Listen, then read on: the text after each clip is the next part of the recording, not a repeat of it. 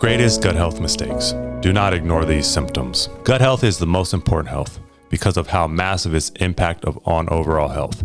When our gut is compromised, it affects all parts of our body from head to toe. So it can be quite easy to confuse GI problems with other health issues. That's exactly what happened to me.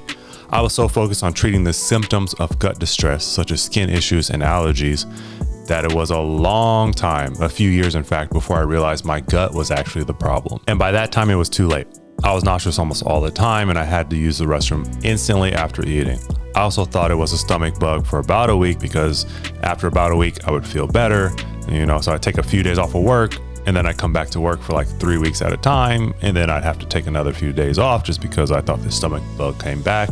And I can remember this cycle happening over and over and over again. I was willing to look past clear signs of gut distress for a few reasons. At the time, I was helping my family deal with other health issues that seemed way more important than mine. So I tried my best to suppress the pain and ignore the signs.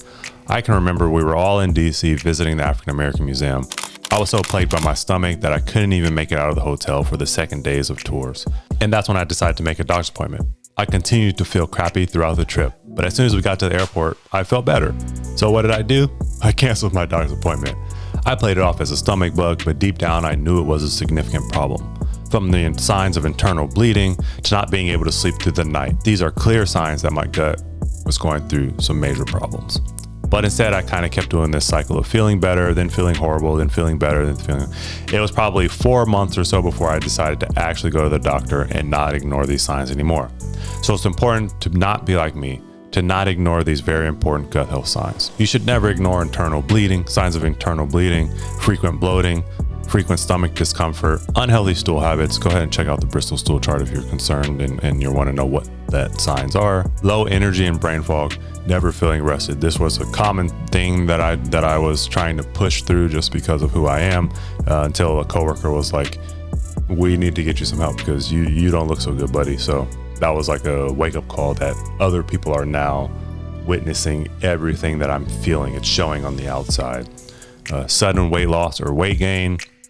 I've never been a very big person, but around this time I was very skinny and unhealthily skinny. So you want to pay attention to, in regards to that, you want to pay attention to what are you eating? Are you eating a low inflammatory diet? Are you eating a probiotic rich diet?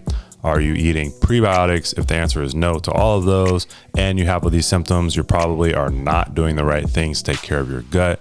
If you're eating a bunch of processed foods, if you don't know what's in your food, alcohol, if you need a lot of caffeine to get through the day and caffeine is actually impacting your health, your gut in a negative way, it's probably a sign that the caffeine is not doing what you need it to do for you. These are all signs that your gut is severely impacted and you need to go get help.